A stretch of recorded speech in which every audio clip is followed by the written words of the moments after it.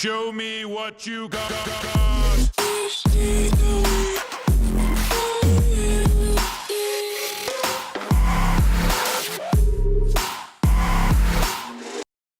How's it going, guys and geeks? Welcome back to the Geekritique show. My name is Dakota.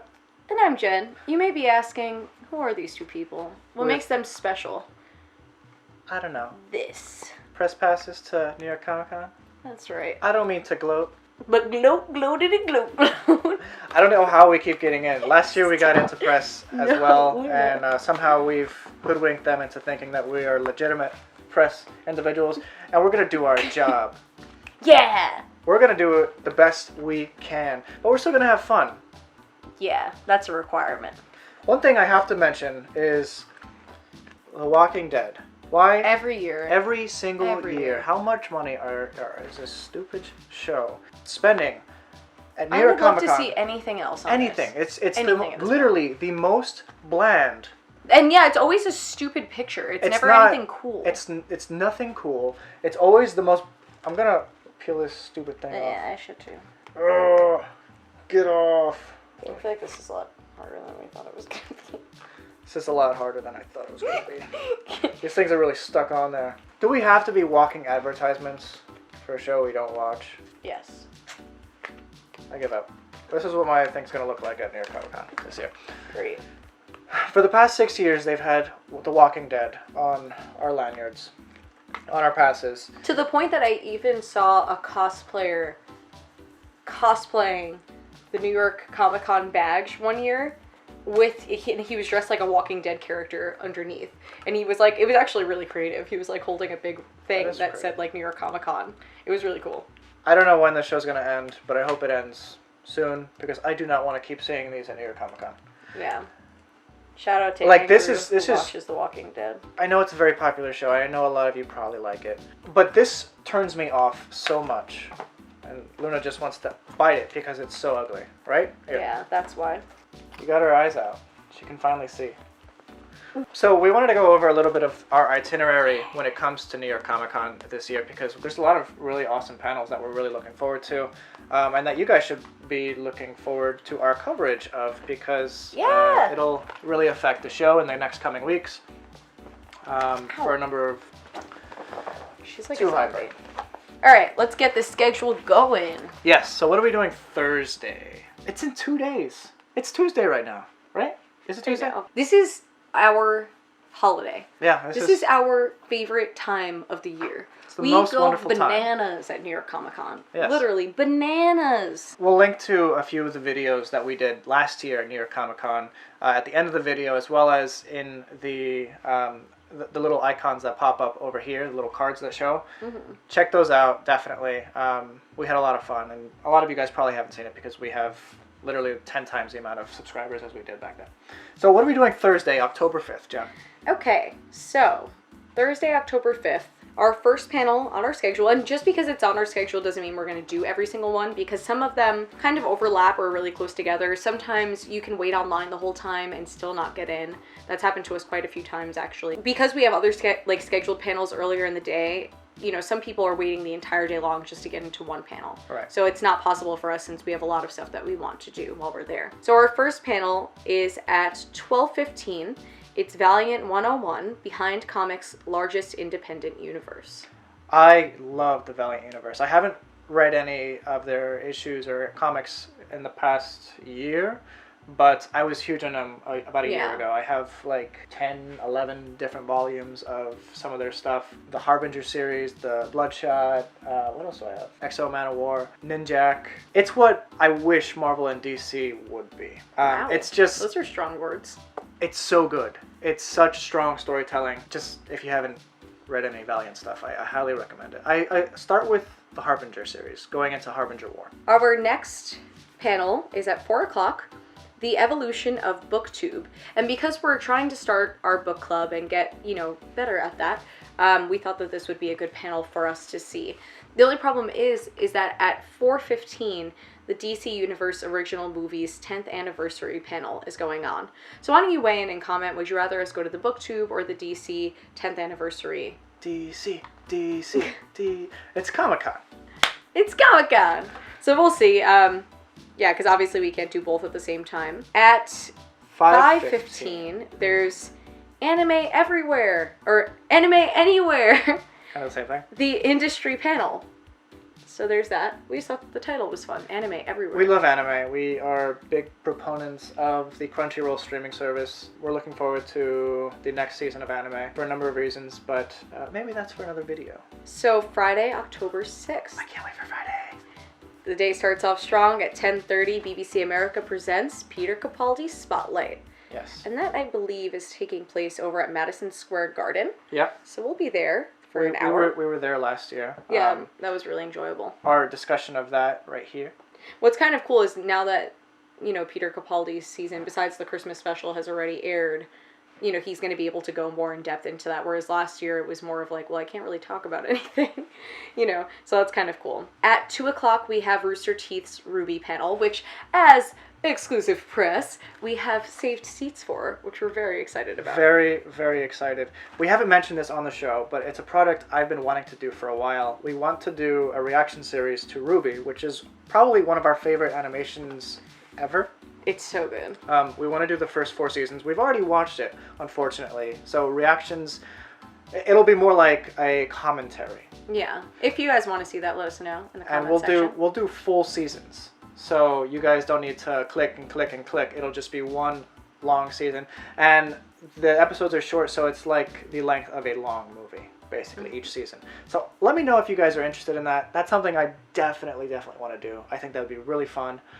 And hopefully we can get Rooster Teeth's blessing on that, because we don't want any copyright strikes or anything like that. But they're pretty good about that. They actually want they want people to react to the full thing. Yeah. So I'll probably just edit out the intros or something. Okay. Yeah, because the songs. Yeah. So then at 4:00 we have Lucasfilm Publishing presents Tales from a Galaxy Far, Far Away. And I just want to, Dakota, why don't you read the list of people who will be at that panel?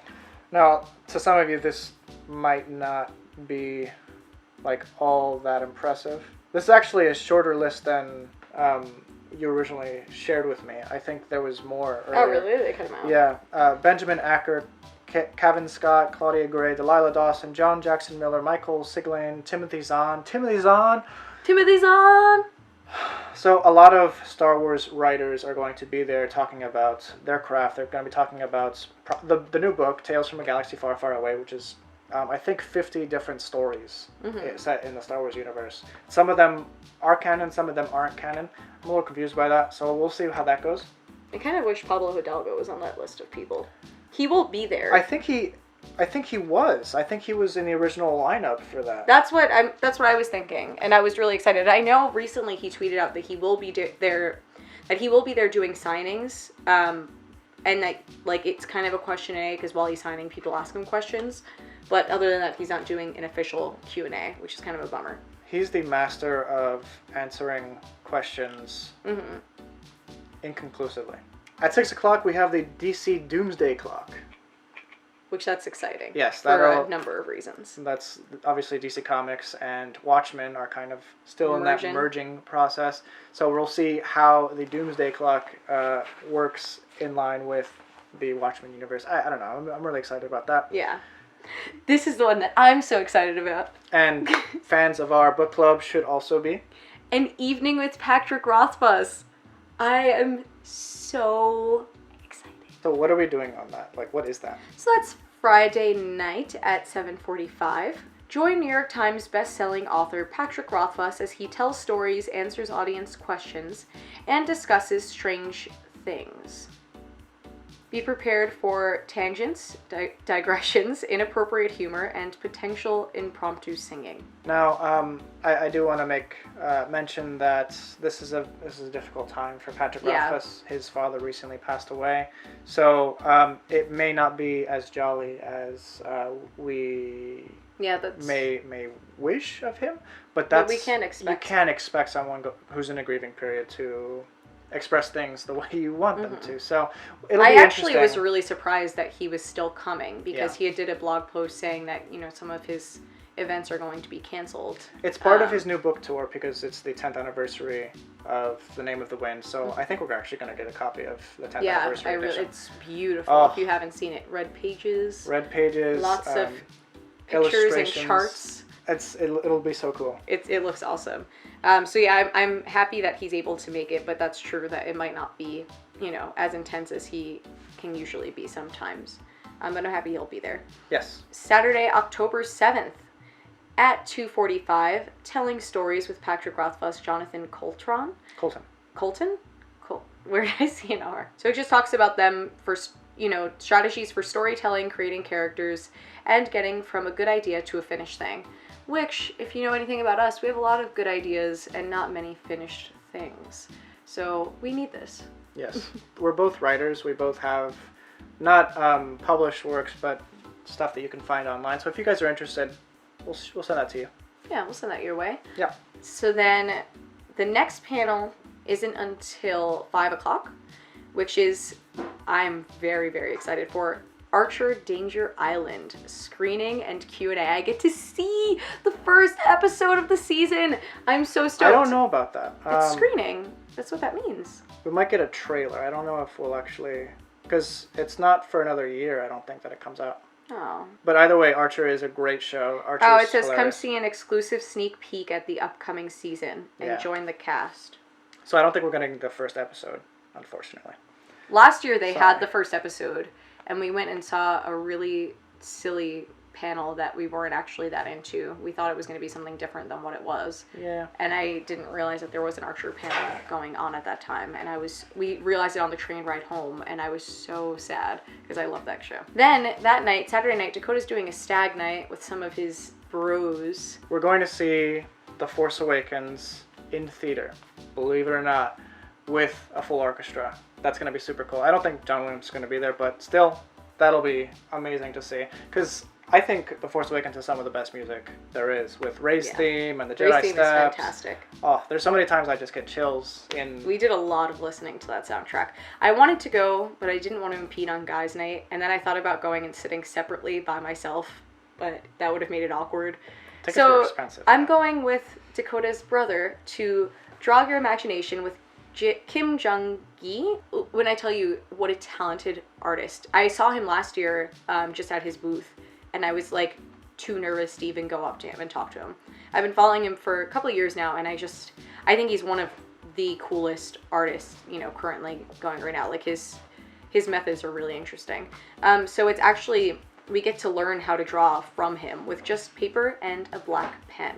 So I'm super excited / nervous to do that. And then Sunday, October 8th, we don't really have any panels. Patrick Rothfuss is doing an autographing, and maybe we'll do that with our new book that we're getting from him. Perhaps. So we'll All see. right, so we have a lot of Patrick Rothfuss on there. So for fans of the book club, we should have at least done one of those things. So hopefully we're able to spend as much time with this brilliant author as possible, just to maybe have some of his excellentness rub off on us, And I'm really bad at any panel when they have the Q&A section, I can never think of a question. If you have a question that you want me to ask, comment it below, and if I muster up the courage, the requisite spine to go up and ask, then maybe I will. I'm not going to promise that because I get really nervous with that kind of stuff. But if I have a question going in, maybe I will. All right, guys, definitely check out some of these videos that we did last year at New York Comic Con 2016. We're gonna be doing plenty of videos this coming year, and we're so excited to see what they have in store for us. Yeah. Thanks, guys. Have a good one. Bye.